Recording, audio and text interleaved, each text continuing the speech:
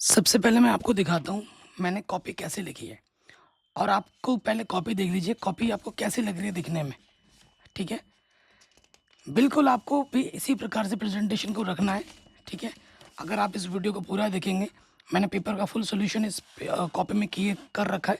इसका पीडीएफ भी मिल जाएगा आप लोगों को फ्री ऑफ कॉस्ट। ठीक है, बस इस वीडियो पे लाइक शेयर ज़रूर करें और डिस्क्रिप्शन ज़रूर चेक करें। आपको पता है मैंने पूरी क्लास 12th की मैथमेटिक्स वगैरह पूरी हर एक चीज़ फ्री ऑफ कॉस्ट करा रखी है। तो कैसे क्या लिखना है, क्या स्ट्रेटेजी रहती है, वो मैं आपके साथ शेयर करूँगा। सबसे पहले देखो, जब आप बोर्ड एग्ज़ाम देने जाएंगे, कक्षा में जब एंटर करेंगे, तो ये कॉपी आपको मिलेगी। अब ये कॉपी का जो फ्रंट पेज है बहुत इंपॉर्टेंट है। सबसे पहले आपको क्या करना है, आपको अपना रोल नंबर लिखना है। जैसे भी आपका रोल नंबर है, जैसे 1 2 3 4 5 जो भी आपका रोल नंबर है आप लिखोगे। शब्दों में कोई कई बच्चे ऐसे लिखते हैं 1,22,000 ऐसे लिखते हैं, ऐसा मत लिखा करो। आपको ऐसे लिखना है, यहाँ एक लिखा हुआ है ना, तो आप ऐसे लिखोगे एक। यहाँ दो लिखा है तो यहाँ लिख दोगे दो, कॉमा, फिर तीन लिखा है तो तीन, ऐसे करके लिखोगे तो सही रहेगा। ठीक है, विषय आपका क्या है, गणित है। ठीक, प्रश्न पत्र आपका सिर्फ एक ही होता है गणित का पेपर, तो यहाँ केवल लिखोगे। ठीक है, प्रश्न पत्र अंकित संकेतांक, जो भी संकेतांक है 324 आई वाई, तो यहाँ लिख देना है 324 आई वाई। या तो इसको आपको नीले बॉल पेन से, यानी कि डॉट पेन से, या फिर काले बॉल पेन से ही भरना है। किसी और पेन से भर नहीं सकते। परीक्षा का जो दिन है वो आप लिखोगे। ठीक है, मान लेते हैं कि सोमवार को आपका पेपर है, तो आप सोमवार लिखोगे। ठीक है, और परीक्षा की तिथि आपकी क्या है, 23 फरवरी को आपका एग्ज़ाम है, 23 फरवरी 25। केंद्र का जो भी नाम है, GIC। ठीक है, GIC। यूपी में कोई भी जो आपका सेंटर है वो सेंटर का नाम लिख दोगे। जैसे मैंने लिख दिया मेरठ, आगरा, जो भी आप लिखना चाहो। ठीक है, जिस भी रूम में आप हो, 7 रूम में, और 7 रूम नंबर लिख दोगे। कक्ष निरीक्षक का हस्ताक्षर यहाँ होना अनिवार्य है, और डेट। अगर ये हस्ताक्षर नहीं होगी तो आपकी कॉपी ही चेक नहीं होगी, इस चीज़ का ध्यान रखना है। और एक रजिस्टर कॉपी आएगी, उसमें आपकी एंट्री होनी चाहिए और मोहर वगैरह लगाना होना चाहिए, नहीं तो फिर कोई वैल्यू नहीं होगी। फिर बेल बजेगी। ठीक है, बेल बजने से पहले आपके पास 15 मिनट रहेगा, आप रफ लिख लेना। रफ लिख के जो भी आप चीज़ें, सपोज करो कोई चीज़, कोई फार्मूला जो आपको अभी याद है, आगे चल कर आप भूल सकते हो, फार्मूला वगैरह यहाँ लिख लो। जो अभी आपको ताज़ा ताज़ा है, ट्रिग्नोमेट्री टेबल हो गया, कोई फार्मूला हो गया, जो अभी आपको याद है, हो सकता है आगे चल के आप भूल जाओ प्रेशर में आके, तो वो यहाँ पे आप लिख लीजिए। और ये जो लाइनिंग है, ये लाइनिंग वगैरह आपको कर लेनी है। ठीक है, ज़्यादा दूर लाइनिंग नहीं करना है, क्योंकि आप यूपी बोर्ड से हो या जिस भी बोर्ड से हो, यहाँ पर लिखा रहता है, उसी के पास पास कर दो। ठीक है, सही उत्तर लिखने के नंबर मिलते हैं, कॉपी भरने के नंबर नहीं मिलते हैं, ये ध्यान रखिएगा। ठीक है, और जब आपको पेपर मिले, तो पेपर जो मिले, पेपर को पहले आप अच्छे से रीड करो। ठीक है, ये पेपर पूरा देखो कि भाई 2 नंबर का, 4 नंबर का, 5 नंबर का, 8 नंबर का जो भी प्रश्न है उनको देखो, और स्ट्रेटेजी बनाओ कि तुम्हें कौन सा आता है। तो कई बार क्या होता है कि विद्यार्थी को सारे प्रश्न आते हैं और उससे शुरू से अटैम्प्ट करता है, आखिर में जाते हैं बड़े नंबर के छूट जाते हैं। तो जो जिनको सारे प्रश्न आते हैं वो कोशिश करना कि बड़े नंबर से स्टार्ट करो और छोटे पे जाओ, पीछे से करना स्टार्ट करो। लेकिन जो एवरेज बच्चे हैं वो क्या करो, जो प्रश्न तुम्हें आते हैं, एकदम अच्छे से आते हैं ना, स्टार्टिंग उन्हीं से ही करनी है। First impression is the last impression. आप, ठीक है, ऑब्जेक्टिव, जैसे प्रश्न संख्या 1 है, आप ये कहीं पे भी कर सकते हो, ज़रूरी नहीं कि स्टार्टिंग में ही करना है। तो मैंने लिख दिया प्रश्न संख्या 1, स्केच पेन से मैंने लिखा है, अंडरलाइन मैंने खुद हाथ से की है। क ख ग घ अंगा रखा है। क का सी ऑप्शन सही है, तो सिर्फ सी नहीं लिखना है, उसका सही उत्तर क्या है वो भी लिखना है आपको। सिर्फ ऐसे सी लिख के काम नहीं चलेगा, सी का सही उत्तर जो है वो लिखेगा। ख का बी ऑप्शन सही है, कौन सा ऑप्शन सही है वो भी लिखना है, सारे ऑप्शन और उसका सही उत्तर मेंशन करना बहुत ज़रूरी है। मेंशन करने के बाद हमेशा राइट वाले पेज पे आपको प्लीज़ टर्न ओवर ज़रूर लिखना है यहाँ पर। ठीक है, अब हम आ जाते हैं अगले पेज में। देखिए ये हमारा अगला पेज है, ये हमारा अगला पेज है ना।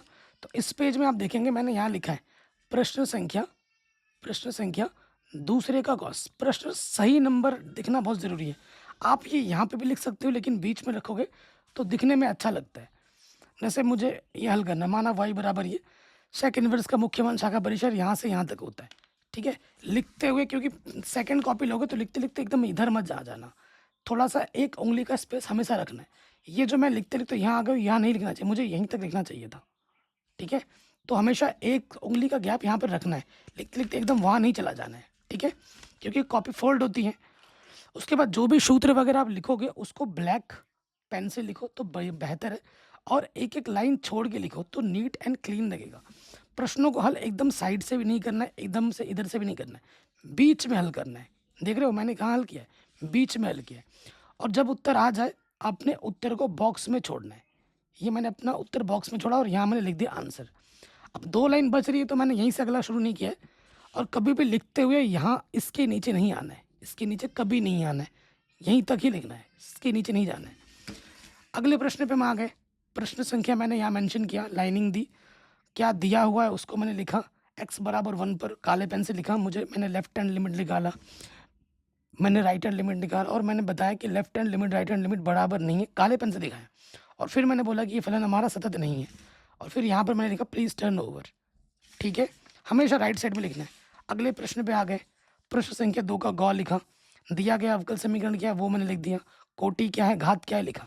प्रश्न हो गया, छोटा सा प्रश्न था, 2 लाइन छोड़ा, अगले प्रश्न मैंने यहाँ लिखा। 3-4 लाइन मत छोड़ देना, 2 लाइन ही छोड़ना अच्छा है। प्रश्न संख्या प्रॉपर दिखनी चाहिए कि प्रश्न संख्या का हल का उत्तर ये सब लिखने की कोई ज़रूरत नहीं है, प्रश्न संख्या दिख जाए क्लियर, ये ज़्यादा ज़रूरी है। दिए गए बिंदु क्या है वो मैंने प्रॉपर बताया, दिक अनुपात मैंने निकाले, ठीक है, लिखते हुए यहीं तक आए, इसके नीचे कभी नहीं जाना है। फिर मैंने सूत्र आर निकाला, ठीक है, फिर ये दिक कोसाइन का सूत्र ये होता है, सूत्र को मैंने काले पेन से लिखा, फिर मैंने मान रखा, ठीक है, और ये हमारा उत्तर आ गया। तो यहाँ पर मैं लिख सकता हूँ आंसर काले पेन से। अब जैसे यहाँ हल करने के बाद 2-3 लाइन बच रहा है, तो अगला उत्तर मैं अगले पेज से करूँगा, और यहाँ लिख दिया मैंने प्लीज़ टर्न ओवर। ठीक है, फिर मैं अगले पेज पे आ गया। प्रश्न संख्या 2 का अंगा लिखा, क्या दिया है वो मैंने मेंशन किया, प्रश्नानुसार मुझे जो दिया गया वो मैंने लिख दिया। ये चीज़ और अट्रैक्टिव हो सकती है अगर इसको मैं ब्लैक पेन से लिखता, ये वह भी स्वतंत्र घटना है तो और अट्रैक्टिव लगता। ठीक है, जो सूत्र है उसको काले पेन से लिखो, या फिर काले पेन से अगर लिखना भूल गए फ्लो में तो उसको काले डब्बे से बंद कर दो। ठीक है, फिर सारा चीज़ आ गया, उत्तर आ गया, उत्तर को मैंने डब्बे में बंद करके आंसर यहाँ लिख दिया है।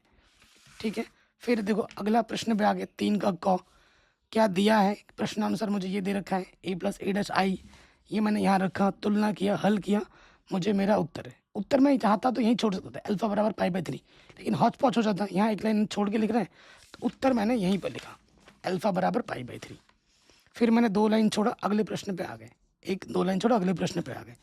फिर मुझे ये दिया गया था, ठीक है, सिद्ध करना है क्या, ये लिख दिया। फिर चूंकि करके लिखा मैंने, बीचों बीच लिख रहा हूँ मैं, देख रहे हो ना, एकदम साइड से नहीं लिख रहा, बीचों बीच लिख रहा हूँ।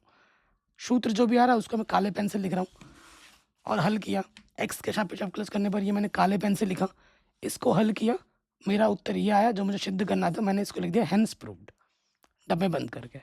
ठीक है, फिर मैं अगले पेज पे आ गया। प्रश्न संख्या ये दे रखा है, ये पहली रेखा दे रखी है, ये दूसरी दे रखी है।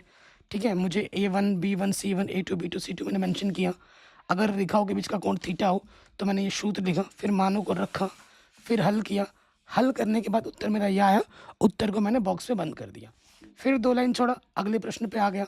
ये 2 सदिश दे रखे हैं, ठीक है, सदिश दे रखे हैं, मुझे इनके बीच का समांतर क्षेत्रफल निकालना है। समांतर क्षेत्रफल ये होता है, सूत्र रखा, मैंने A×B निकाला, हल किया, और अपने उत्तर को यहाँ लिख दिया। ठीक है, फिर मैं अगले प्रश्न पे आ गया। ये दे रखा है, दी गई रेखा है, यहाँ B1 इतना है, ये B2 इतना है।